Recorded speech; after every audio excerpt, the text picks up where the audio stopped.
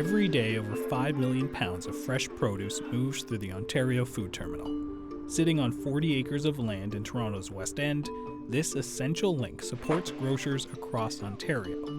It's just one example of Canada's dependable food supply chain at work. But since taking office, U.S. President Donald Trump's erratic tariff policies have shaken that reliability, forcing industries to navigate uncertainty. Very importantly, tomorrow tariffs 25% on Canada and 25% on Mexico, and just days later, those sweeping tariffs gone. There'll always be changes and adjustments. A big part of the trade war with the U.S. has been about uncertainty. It's been in the on-again, off-again tariffs. You know, it's hard to say definitively what the impact of everything is going to be. Despite an existing trade deal between the U.S., Canada, and Mexico, President Trump imposed tariffs on a number of products.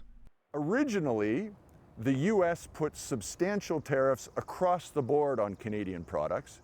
Canada came out with those retaliatory tariffs that have stayed on because of the tariffs on steel and aluminum, and to a degree the automobile tariffs as well. Those retaliatory tariffs, according to Massow, were carefully chosen. One of the items is oranges and orange juice from Florida. So if you're stuck on Florida orange juice, then you will have seen a price increase. If you are willing to try orange juice from South America, or oranges from Morocco, or oranges from Turkey or South Africa, you've been able to get oranges all along. Same with dairy products. We only import about $1 billion worth of dairy from the US. There will be Canadian products that will be able to do everything that you want them to do. If you're stuck on a specific old cheddar from Wisconsin, you'll pay a little bit more. But even with some alternative options, Canadians' wallets are going to take a hit. Grocery giant Loblaws recently warned shoppers of a surge in tariff-hit food products as pre-tariff inventory runs out. So the U.S. is tariffing our steel and aluminum that's going down there. It's getting made into cans and then getting shipped back here. So we're going to start seeing some price increases on items that are packaged that have nothing to do with the tariffs that Canada's put on and everything to do with the U.S. tariffs. Canada as a whole is an export-oriented country.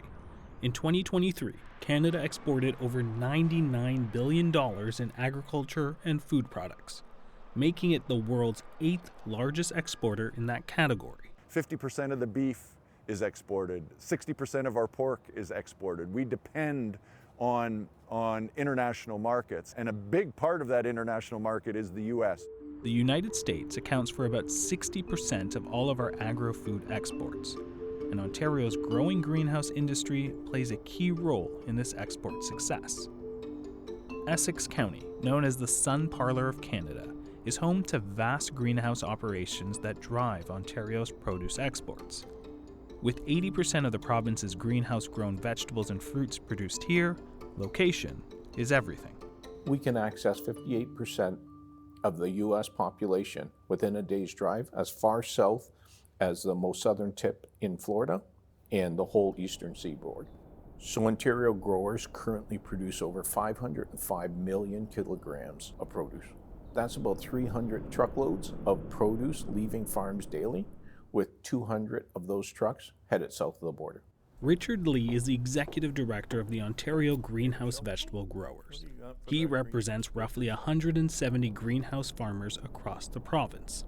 When a blanket 25% tariff was imposed on Canadian exports between March 4th and 7th, Lee and his growers felt the impact immediately. Never in our wildest dreams did we think it was going to apply. There were a lot of threats, pauses, and ultimately we woke up to 25% tariffs broadly cast across all Canadian exports. Ontario greenhouse growers reported over $6 million in tariff-induced losses over just a 72-hour period. According to Richard, the Ontario Greenhouse Vegetable Growers supports 35,000 jobs through the entire supply chain. Domestic workers, box makers, pallet, truck drivers, brokerage firms, marketing firms, legal, accounting. You talk about 80% of our produce going to the States, and worst case scenario, that would result in almost 29,000 jobs being displaced. A month later, the greenhouse industry was still holding its breath. waiting to see the full impact of Donald Trump's Liberation Day announcement on cross-border trade. If you look at that, China, first row, China, 67%. That's tariff. We were watching eagerly, identifying all the countries, looking to see where Canada was. And it wasn't until I received a press release from the White House that outlined that the U.S. would observe those commodities that fall under the Kuzma Agreement and recognize it will be a 0% tariff. Although Canada's agricultural sector remained untouched, the announcement underscored the fragility of cross-border trade. This is undoubtedly a wake-up call. We have strongly integrated food supply chains. I was on a feedlot in Western Canada not long ago, and we saw animals that were born in the U.S. being fed in Canada that were going to go back to the U.S. to be harvested. And so if there are tariffs, we'll interrupt those supply chains and we'll have to reshape them. Trump's tariffs forced many to reconsider their reliance on U.S. imports, fueling momentum for the Buy Canadian movement. Is it sustainable? The truth is, we depend in the winter on a lot of products from the U.S. Can we feed ourselves? Of course we can. Imports to a large degree bring us variety. We might not be able to eat as much lettuce, we might not be able to eat Brussels sprouts, but we're eating in our household a lot more carrots that are grown in Canada and then stored. So we can do it. The question is, are we willing to? What was once a predictable, deeply integrated system now faces an uncertain future. We'll understand now that this stable, long-term, 100 years trading relationship we've had with the U.S. has become a little bit less predictable. Do we need more processing capacity in this country? Do we need to move our supply chains east-west instead of north-south?